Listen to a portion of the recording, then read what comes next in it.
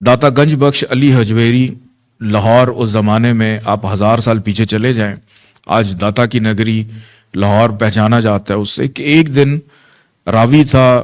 راوی اس وقت بڑا ایک خوبصورت دریا ہوتا تھا کہ ایک طرف سے دوسری طرف جانے کے لیے آپ کو کشتی میں سفر کرنا پڑتا تھا. تو ایک دن داتا صاحب اپنے حواریوں کے ساتھ کشتی میں بیٹھے تھے، ایک کنارے سے دوسرے کنارے جا رہے تھے. تو ان کا امامہ جو ہے وہ تھوڑا سا پیچھے کی طرف تھا اور ان کے سر پہ بال بھی کم تھے، گنجے تھے.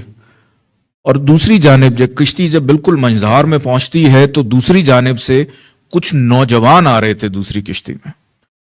انہوں نے دیکھا کہ سامنے سے ایک بزرگ آ رہا ہے.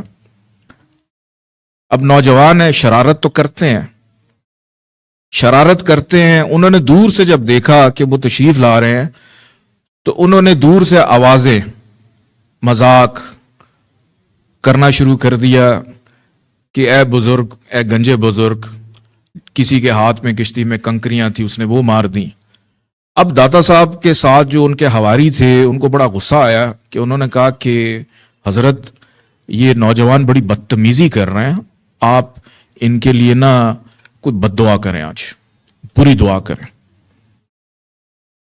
تو وہ خاموش رہے، کچھ نہ بولے.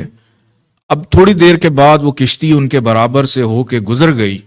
اب وہ بار بار ان کے جو حواری تھے، ساتھی تھے، ان کو مجبور کر رہے تھے کہ اب دعا کریں کہ اللہ ان کو نیست و نابود کرے.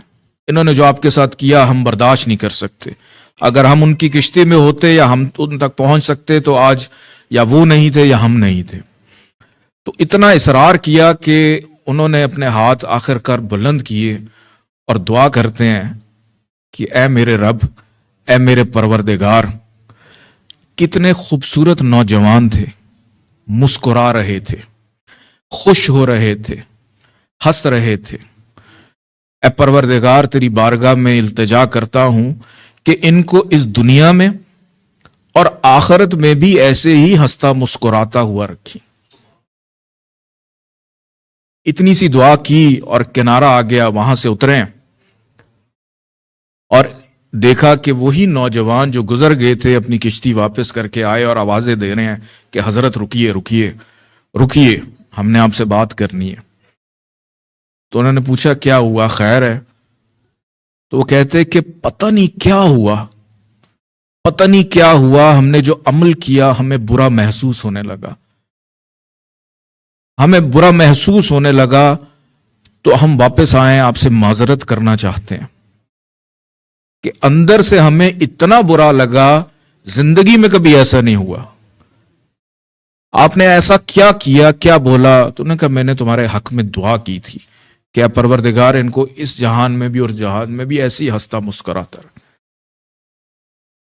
تو وہ پھر ان کے بیعت ہو گئے اور تو پھر ایسے ہی عالم بنے اور اس کے بعد لاہور میں اس کے گرد و نواح میں اسلام اہل بیت کی تبلیغ کرنے لگے.